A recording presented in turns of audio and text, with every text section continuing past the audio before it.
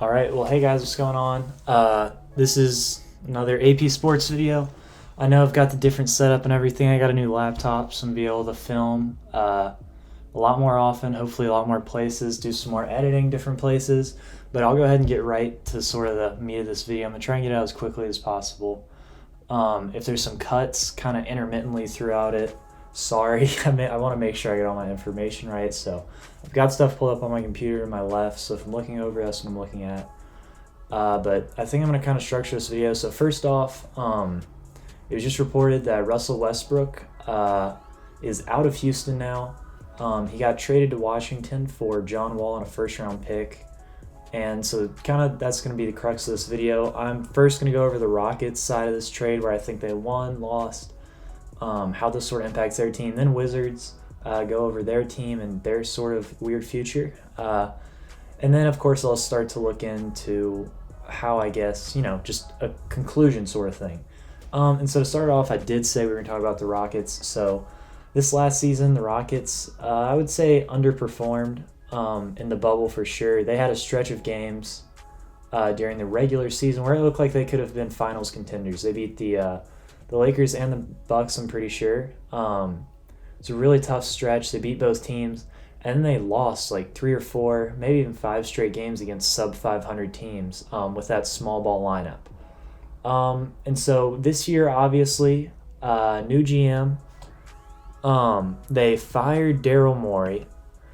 I don't know if it's a good or bad. I don't know a lot about Daryl Morey other than he likes to make a lot of trades. I think he averages like eight a season. So the Rockets, they have a very misty feel. Like I don't know where they're gonna go with this team. And with John Wall on this team, I still don't know where they're gonna go. The only great thing I can say about this trade for the Rockets is they got a first round pick. I mean, that's something they don't have for a while. If you look at kind of their collection of picks, sorry, I'm looking over here. I just want to make sure, get this right. So they have a first round pick, 2 first round picks in 2021. And so those are going to be from Detroit and Portland, as well as they have their own second round pick that year. So that's a decent collection of picks for next year. Both of those picks are actually protected, though. The Portland and the Detroit. The Detroit one likely will get pushed back, but if Portland makes the playoffs, that pick will be theirs that year. And so kind of the area I wanted to talk about for a second. So they don't have a single first-round pick in 2024, 2025, or 2026. So they gave up all 3 of those picks in trades. That was something Daryl Morey did. Really went all in the now. Wasn't really too focused on the future. I mean, that's kind of what you have to do when you have a guy like James Harden on your team.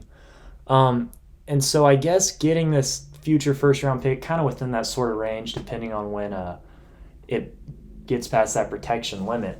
I'm not sure how heavily protected it is right now. I don't think that's come out yet. I'm filming this like basically right as they just got traded.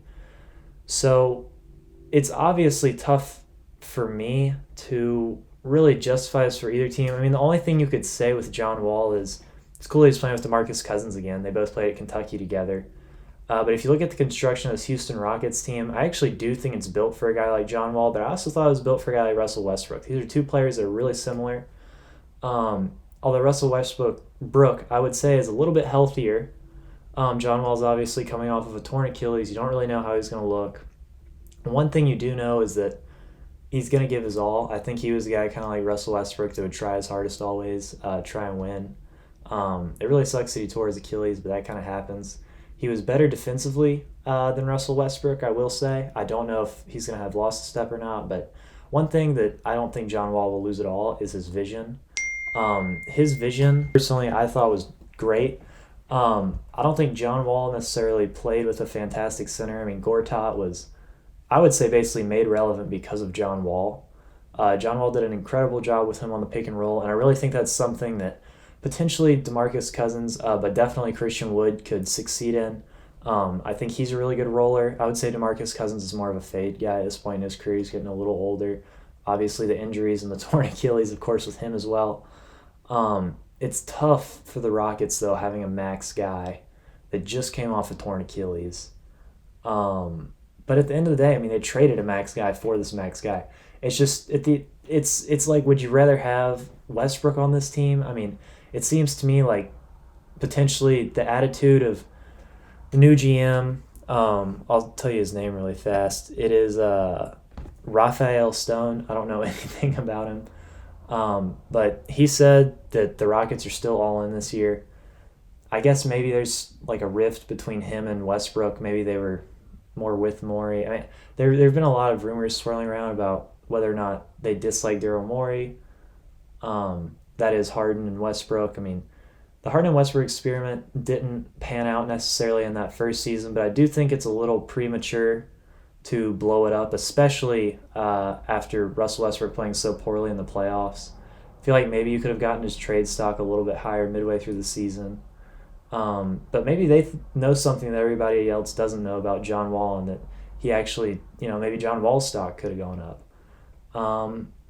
It's tough to say at this point. I guess this doesn't hurt the Rockets necessarily. They get a first-round pick in a 3-year span where they're not going to have a single one. I know it's actually 2023, but it's protected, so it could be moving down the chain to that 2024 to 2026 area I was talking about earlier. So overall, I would say that this trade's like a for the Rockets.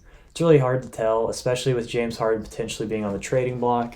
He's such an integral piece of that team. It's hard to, determine what this team's going to look like these next couple years without James Harden. And it's like, why would you trade James Harden if you basically have no picks after the next 2 or 3 years? So unless they're able to trade him to a team that, they can get some really good contending pieces off of, or a boatload of first-round picks, but it's got to be on a bad team, because if your team's going to be bad for these next couple years and you don't have your own picks, and this other team's got James Harden, another star, I don't see the value in that long term, because you're going to be getting these, 20s, picks in the 20s, versus you're finishing bottom of the league potentially if you have John Wall leading your team alone. So I would say that this definitely makes that James Harden trade have to have either a young star or a couple contending pieces. It'll be really interesting to see where the new Rockets front office takes this team.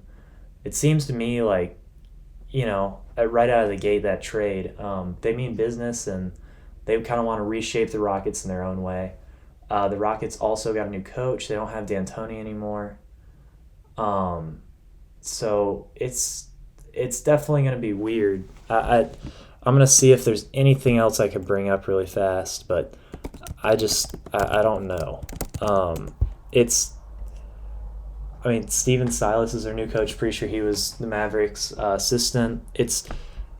They just have so many weird players. Like, they've got PJ Tucker, who's not under contract yet, and if he is, it's like $8 million. That's a lot for PJ Tucker. Well, maybe not, but I think in that system, his value is so much higher than it would be without that system. It's just really tough to say. I'm looking at their roster right now. I like Daniel House. I wouldn't be shocked if they moved away from Eric Gordon potentially as well, if this is the direction they're going to take. The signing that I really like, at least paired with John Wall, is Christian Wood. But at the end of the day, it's hard to say that the Rockets really won this trade unless they make a trade with James Harden, because I don't see a team with James Harden and John Wall necessarily contending. The only thing you can, I guess, maybe say is that John Wall now has incredible floor spacing. Maybe not incredible, but DeMarcus Cousins is a good stretch that can shoot from the outside. Same with Christian Wood. It's a similar team that the Rockets had last year, except they're not lacking bigs. These bigs can shoot a little bit. Maybe not as good in transition, but nonetheless, still a good team, and I would say potentially some more turnovers. I feel like Cousins can kind of be a black hole. Now, I've rambled on the Rockets for a little bit, so I'm going to switch over to the Wizards, and then we'll, kind of get that summation thing I was talking about. Sorry if this went a little long. Probably went over the same stuff a couple times, but here's the Wizards part. All right, Wizards fans, this part's probably going to be a little bit shorter than the Rockets, but I'm going to try and make it, as in-depth as possible. I did actually watch a little bit of the Wizards last year. I like how Beal played. That's about the only great thing I can say about the Wizards. Bertans looked like a great shooter, but at the end of the day, you look at this lineup for the Wizards, and I don't see a single piece that I'm scared of defensively. Beal is a solid defender. Thomas Bryant can block the occasional shot, but I don't see a single guy on that team that can really lock down the perimeter. Um, and I think potentially having John Wall come back could help that. He was a great defender when he was healthy. Now, once again, as I mentioned, the Rockets half, that injury is a scare, of course, for defenders. He could have lost a step, but Russell Westbrook doesn't really help your case here. If you're going up against an all-star, I don't see Westbrook or Beal necessarily locking him down. I'd say Beal more so than Westbrook. It's a very interesting team and an interesting move to trade that pick because I don't know how good this team can be in 2023. Now, I understand this move if the Wizards just want to make the playoffs, but I don't see how this works out for them long term unless they're really just trying to garner talent with Rui and Denny if they believe in those two guys and are like, we're rocking with these guys as our young guys. Because I do think with Russell Westbrook, they have a shot at the playoffs, especially in the East. And Beal last year showed he was no joke. I mean, they were kind of in the playoff race, even like they were in the bubble. That's something. I mean, granted, Beal didn't go to the bubble, but Beal kept them in it. I mean, now they had Russell Westbrook. I mean, if they had John Wall, it's the same thing. But Russell Westbrook's a little bit more certain, I would say, especially with his pedigree, and he's actually healthy, which is an upgrade from John Wall. There's a lot more certainty, so I understand the trade. From that point of view, maybe just management really wanted to make it back to the playoffs. The first round pick, I thought, that doesn't really make a ton of long-term sense, especially, I know Washington's not necessarily one of the smallest markets, but it is a smaller market. I mean, they're not attracting big-name free agents necessarily, so it is tough for me to justify trading away a piece for basically the same exact thing while you lose a first round pick. I think that first round pick is going to end up being really valuable, in the long run. And even if it is in the 20s, once again, as I said, you're not going to be able to get those big name free agents. I think Houston does have more of an appeal. Houston is a bigger market, but at the same time, Houston doesn't have any picks, so why would you give, the whole thing with the pick, I guess there's more certainty. I mean, that's all I can really say. I'm looking at this roster, and it's just, I see guys with talent offensively, but I don't see a single guy I'm scared of defensively, as I just said. So, once again, I don't really think that this makes a ton of sense. But, it is in the East, so maybe you do think you can contend. And maybe that's where management is coming from. It just didn't feel like it was necessary to trade John Wall.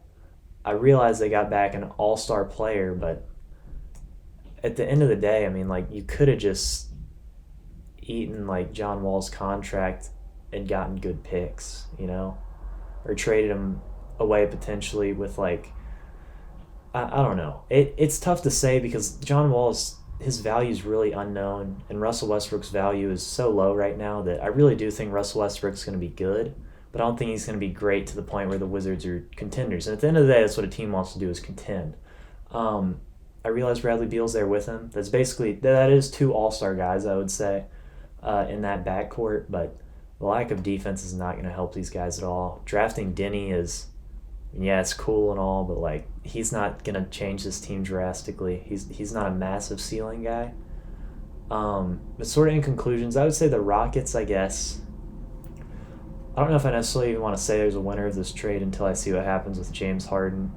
But if James Harden ends up not getting traded, I don't really see either of these teams winning this trade. I don't think either team became more of a contender after this. I'd say the only way Houston does is John Wall is an incredible passer. I think that was something that Russell Westbrook, potentially struggled with. A lot of turnovers on a lot of his passes. Granted, he does average a lot of assists, but he also turns the ball over quite a bit. John Wall's got a little bit of a smoother handle, a little bit better tempoed. I would think so, especially coming off an Achilles injury. The Wizards, I guess, potentially a playoff team. I guess that's a step closer to contending. Maybe next season if they think they can get Giannis, go for it. But I don't see that happening, so they got to get another big-name free agent if they think they can contend or somehow pull off another trade. But I think this could potentially be smart by the Wizards, maybe raise Russell Westbrook's trade value a little bit. see what they can get for him on the market later on. But it's going to be hard to convince the team to eat up that contract. And so at the end of the day, it's hard for me to even say who won this trade, as I just said.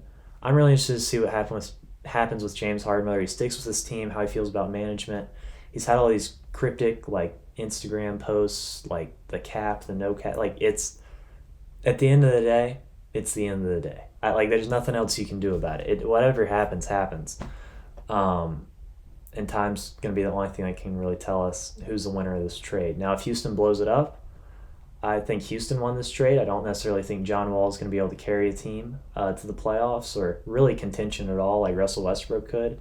I think he's more of a complementary piece, so maybe that signals they're keeping James Harden, but it could also signal that they're going to kind of start losing some games here and potentially trading Harden, picking up some more picks. But I would say as long as Harden's on the team, I see them making the playoffs. And honestly, as long as Westbrook is on the Wizards and healthy, with Beal, I could potentially see them making the playoffs, even though they don't have a great defensive structure. And so that's kind of my overview of the Russell Westbrook, James Harden trade. Let me know if I'm missing anything, guys. Constructive criticism is always welcome. I will say a suggestive comment, is a lot better than a dislike. If you disagree with what I'm saying, leave some advice. I would say that's definitely going to help me more than leaving a dislike. I realize that some of you NBA fans, especially Rockets, Wizards, may potentially be a little bit more one-sided on this issue, and just, understand I'm coming from more of like a neutral point of view. As I said, I've watched a little bit of the Wizards, but I can't say I watched all their games. Same with the Rockets, especially in the playoffs, I watched them. But yeah, just let me know what you guys think. Thanks so much for the recent support on the videos. We're going to try and get some more going, especially with this new laptop. I've actually got a Jamal Murray one on the way, but I feel like I've rambled for a while, so peace.